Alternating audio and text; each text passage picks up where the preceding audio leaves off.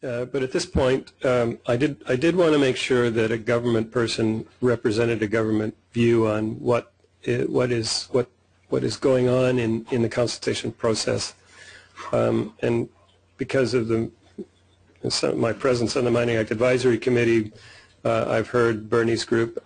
Bernie Hughes is with the Ministry of Northern Development and Mines here in Ontario, and he leads the Aboriginal Resources Group. And there's been a concerted effort by the ministry in the last couple of years to build, and we talked about this before, and Mike Fox talked about it, about a capacity issue. And Mike Fox referred to it as one of the Supreme Court decisions that has not been made is who's in charge of capacity. And the Ministry of Mines has been trying to work through a process to provide capacity within Aboriginal communities.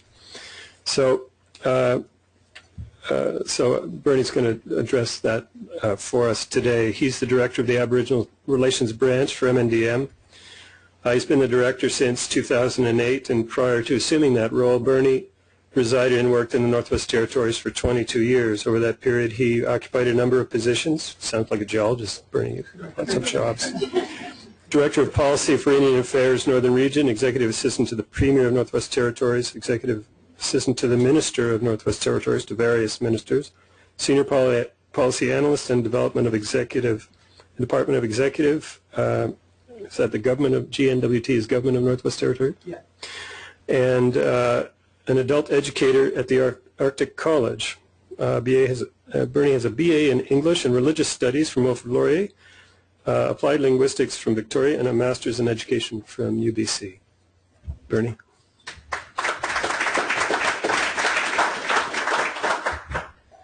Thank you, Bill. Thank you for the invitation to the ministry here to make a presentation at this discussion group. Really appreciate being involved and presenting you with some operational information around what we're doing in the area of capacity in First Nations and Métis.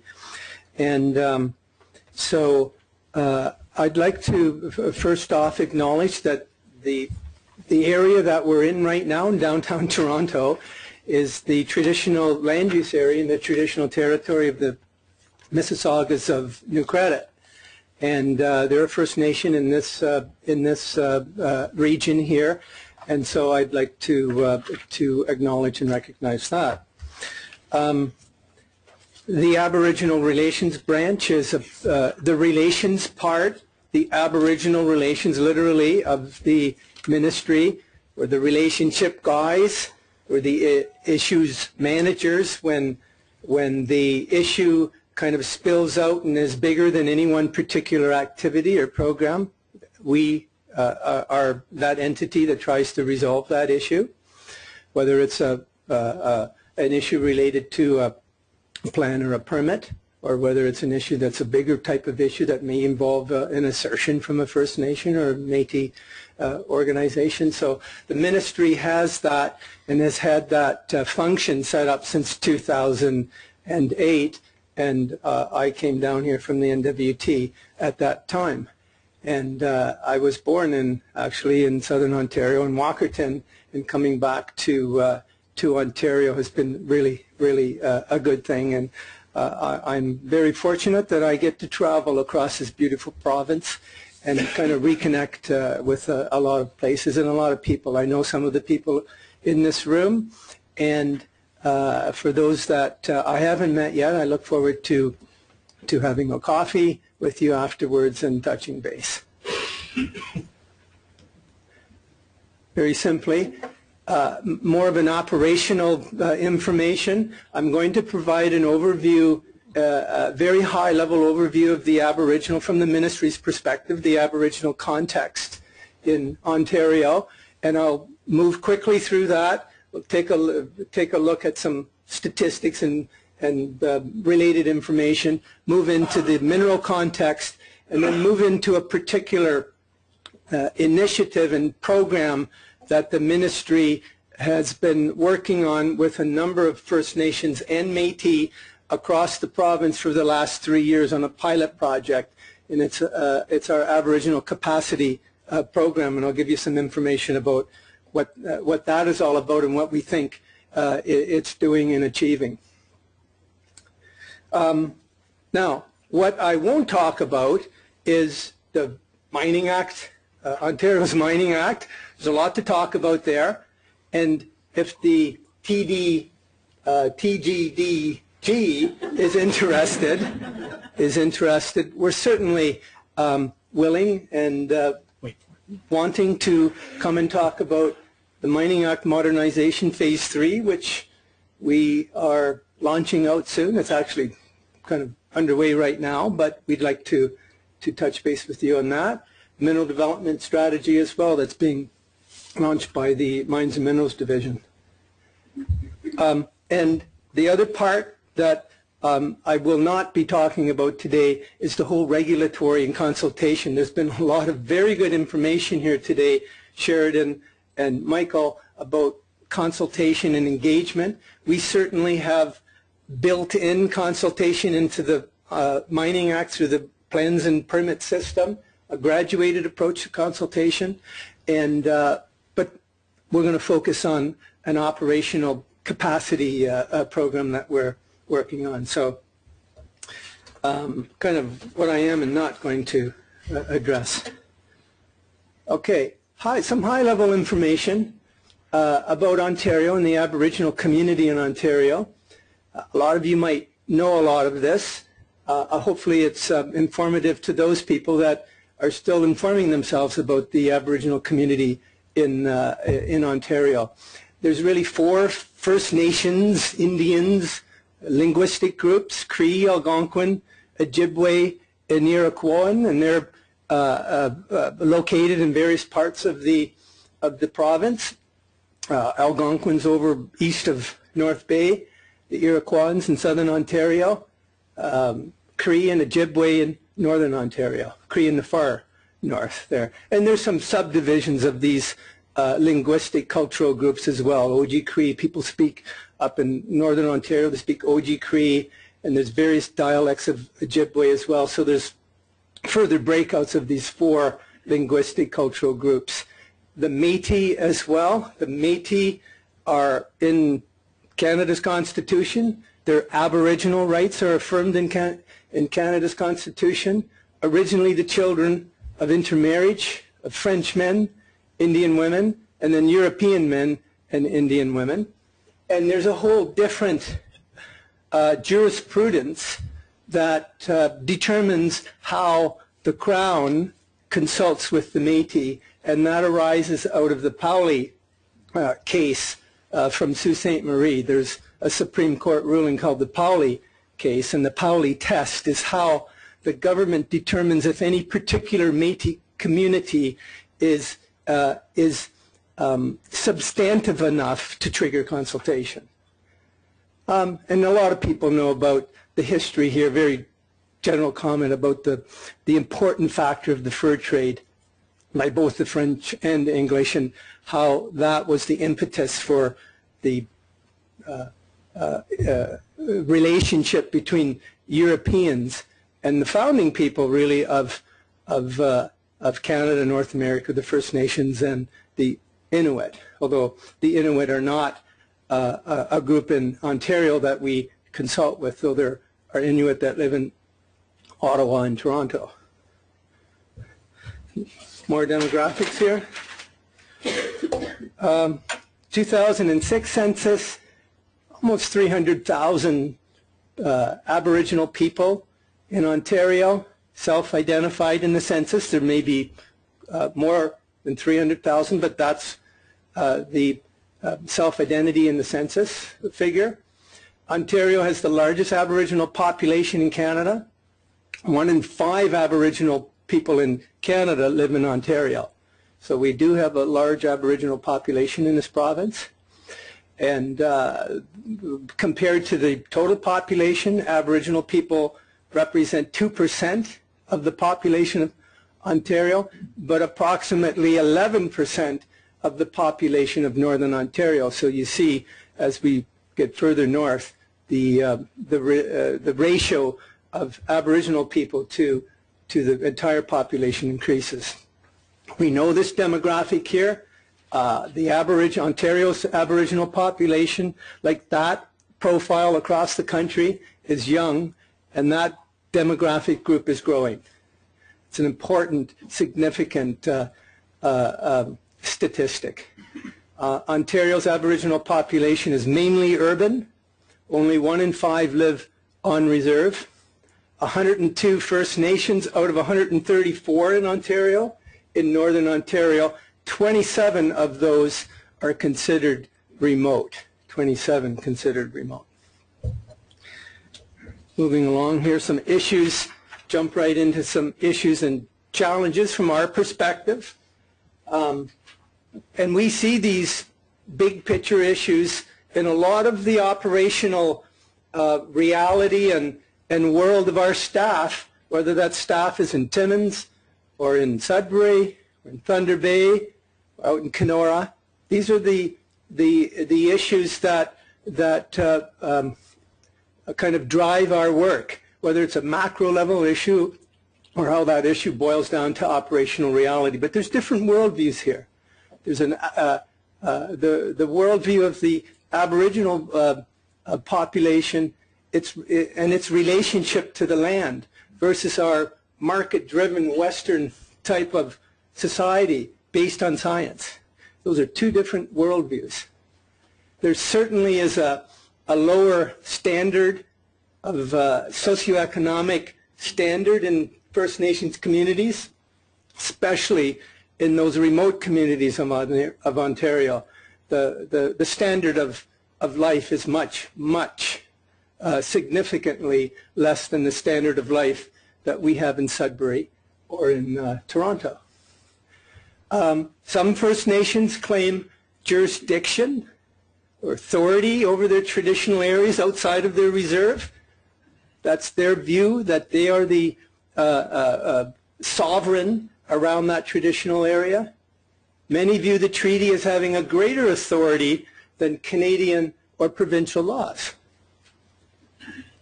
We've heard a lot of good guidance here today and advice about the evolving case law and jurisprudence, what that means for the ministry and other Ontario ministries, that we must consult with Aboriginal people on permits, of course on closure plans as well, for mineral exploration and development where activities could impact on Aboriginal and/or treaty rights. In all of this, the government, our view is that we must balance Aboriginal and treaty rights and Aboriginal interests and culture with the market-driven forces that drive the mineral sector. This is the official MAA, Ministry of Aboriginal Affairs treaty map. And if you'd like a copy of this, just let me know and I can arrange for you to receive this. I just thought I'd put this in the presentation. You can see the big treaties. Treaty 9, for example, is that part up in Northern Ontario. Treaty 3 over in the northwest, west of Thunder Bay. Robinson-Huron and Robinson-Superior treaties as they work their way up around the northern part of Lake Huron and Lake Superior.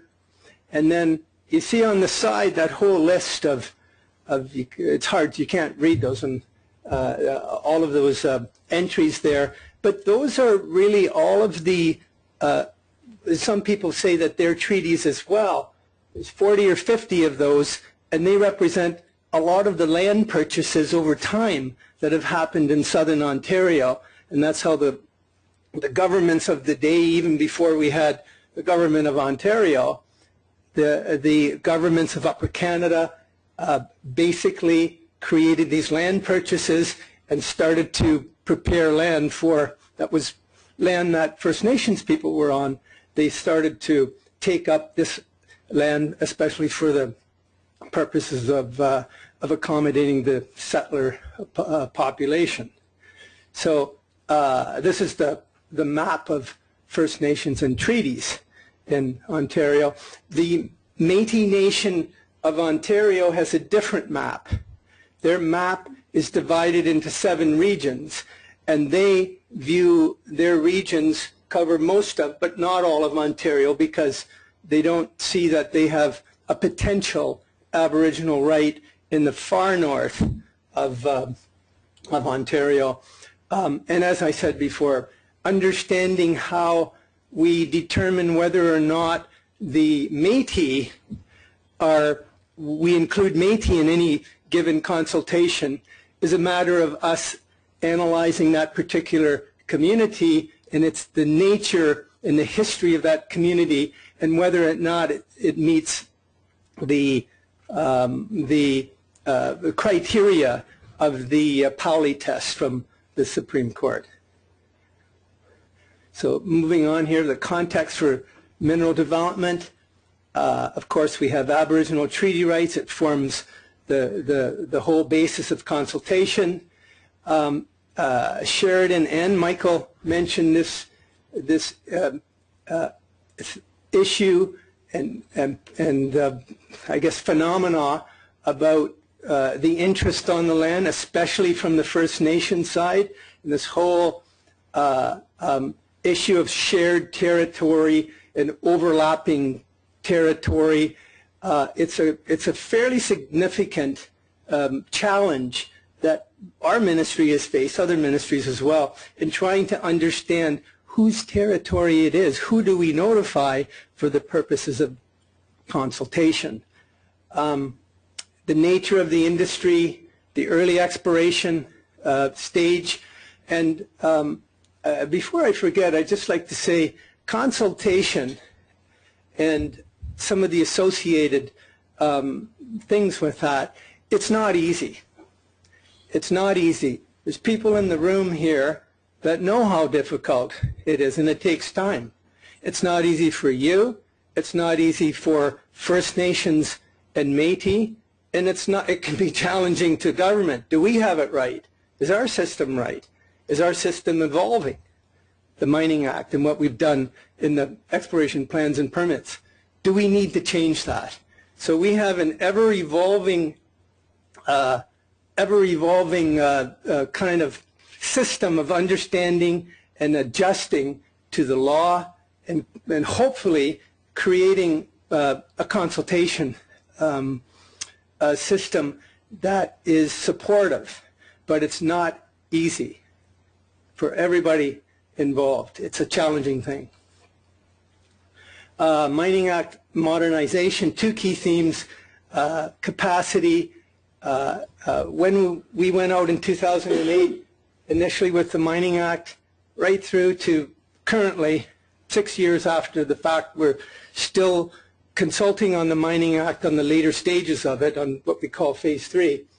What we've heard significantly from First Nations and Métis is capacity. But capacity means a lot of different things. And we've tried to, one stream to address capacity is what I'll be showing you in just a minute, this capacity program. But capacity, we need capacity to participate in the mineral sector was a significant theme that we heard over the course of a couple years. So we've been trying to address that. We want to know what's happening on the land. Before we didn't know what's happening on the land. Now we think from our side that we've developed a consultation system, as difficult as it can be, to tell First Nations and Métis, this is what's happening on the land. So over time, we think that that simple truth is going to carry the day. Some more context here. Just under 35,000 mining claims in Ontario of about 250,000 individual mining units in total. Some more data from our people in Sudbury.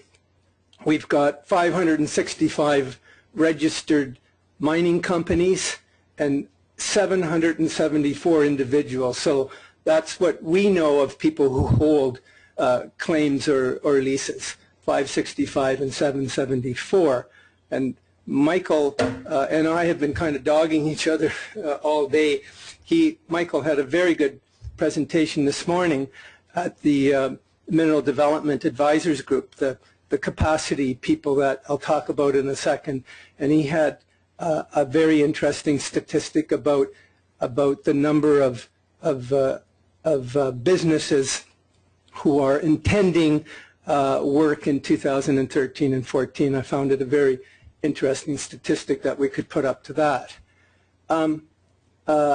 Work assessment in 2013, the total value of that, 1,000 submissions at about $190 million. So now you do the arithmetic, the activity per activity about 200,000 or $175,000 activity per activity. So, and then 38 operating mines, 8 to 10 new mines coming on stream in the near future. 303 exploration plans since November 2012. That represents the volunteer 2 minutes. Okay, 303 exploration plans since November 2012. 448 permit submissions since November 2012 to October this year. Capacity, very important program for us. It was a pilot project that we developed in response to what we heard from First Nations and Métis. Help us participate in the mineral sector. So one of the ways, and we're doing a number of other things on capacity, but one of the ways that we responded to that was to provide positions in those areas, whether it's a tribal council or an individual First Nation, provide a position to that group, First Nation or a group, where there was a lot of activity happening. We targeted the areas of Ontario that there was a lot of the highest mineral potential and the highest mineral exploration activity, and we started negotiating with the tribal councils and or the First Nations to put these positions in there. And these positions are called Mineral Development Advisors. I was at their workshop today, this morning, so we had approximately 15 organizations represented, both individual communities and a number of tribal councils who have these mineral development advisors. And those advisors work with the First Nations to work through the plan and permitting system. That's their primary job. They also do a lot of outreach to their own particular First Nations. They've got budgets that promote and support their own educational and informational needs. But the primary, I think as Sheridan mentioned, their primary job is to help facilitate the plans and permit system.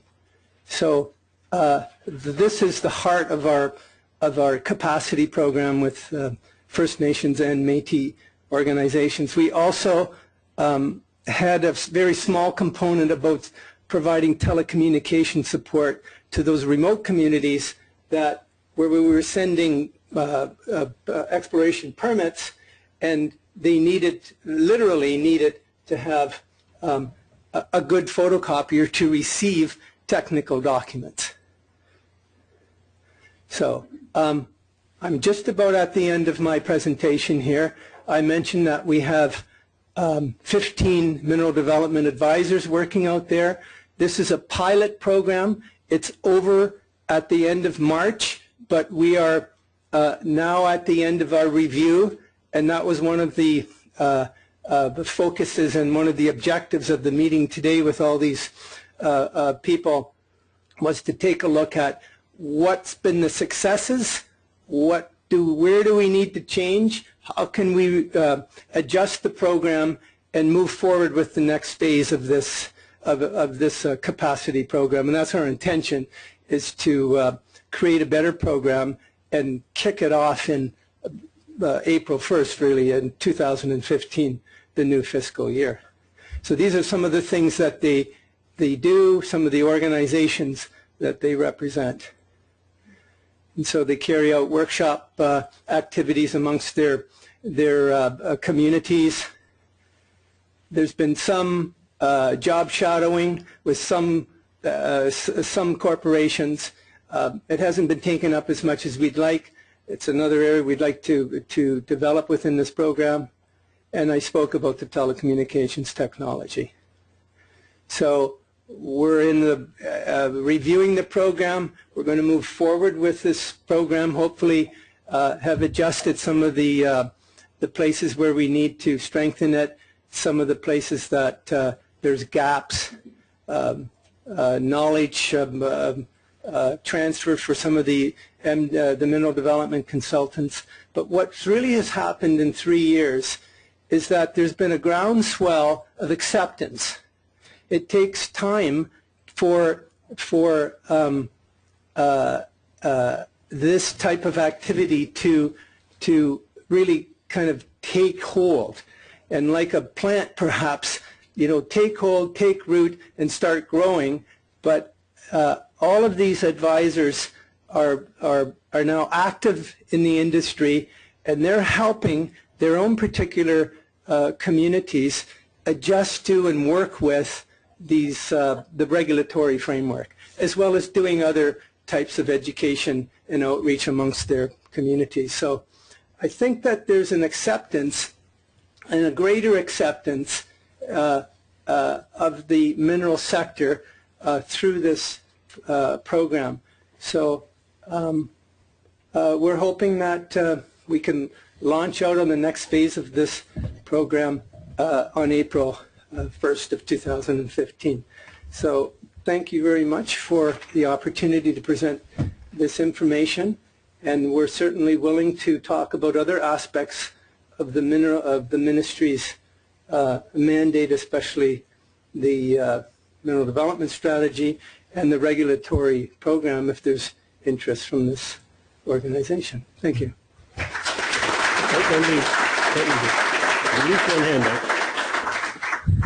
Could you speak quickly about the telecommunications technologies part of the capacity building? Is that infrastructure? Is that teaching people how to use it? What exactly does that include? I don't. It's not. We had an initial vision that it would be a fairly big initiative, but what it turned out to be really was providing actual facsimile machines to remote communities where they didn't have the ability to receive a technical document, and so a lot of communities do have email issues with email. But what's happened since why this didn't have a lot of take-up was that in some, not all, but in a number of the communities, the fiber optics links have been made through the fiber optics project. And so a lot of the communities, though some are still,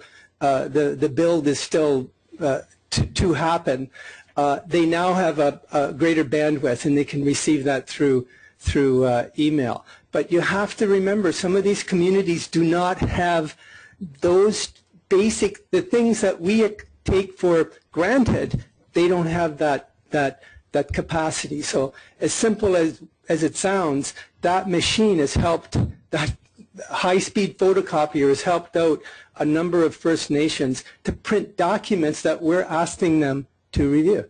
Sorry, do you have a list of the different communities and what their technological capacities are and what their needs are? Good question. The communities and their different needs and capacities, and challenges? I would say that that list exists, and I'd have to go over to our Northern Development side, because they were one of the ministry agents in working with the private sector and assessing all the community kind of telecommunications needs when the feasibility of that fiber optics project was developed a couple of years ago. So I think that information does exist. Because that would be important, I would think, for industries that might be interested in doing work up there to have that type of basic knowledge of how to communicate with these communities from the get-go. Yeah, yeah, absolutely. I would just add another question to that. How many of the communities are tied into this talk right now? Well, there's only 20 people listed as being in Canada, so it could be any one of them, I guess.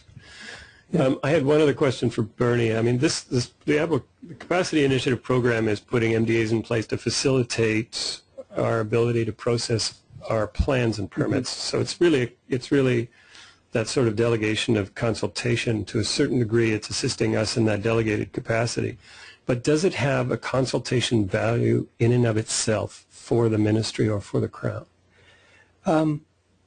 A very good question, Bill. I go back to Michael's comment about what is the duty to provide capacity, and for us, we heard something loud and clear about participating in the mineral sector. Government, if you want us to participate, help us with some capacity. And so it's not so much trying to answer that question about whether or not there's a legal duty, but it won't work if government isn't supporting the capacity initiatives. It's going to be a harder sell to have a plans and permit system. So it makes sense to do that and to improve the program. So whether or not there's a duty to provide capacity and that capacity is a form of accommodation, good question, but it makes a lot of common sense to build that basic relationship through capacity support with First Nations and Métis.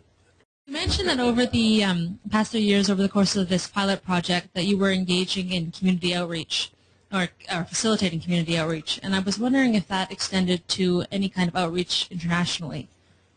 No. Okay. The answer to that question is no. That's also a simple question. There is interest in information exchange between our ministry and other international jurisdictions about what we can learn from each other with respect to indigenous communities. Absolutely, but outreach.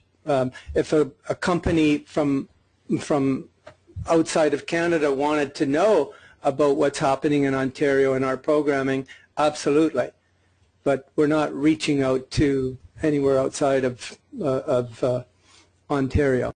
Nor are you helping First Nations deal with any international requests that they might be fielding? Oh no, we do that. We certainly do that. You are doing that? Yeah, absolutely. Thanks, Bernie.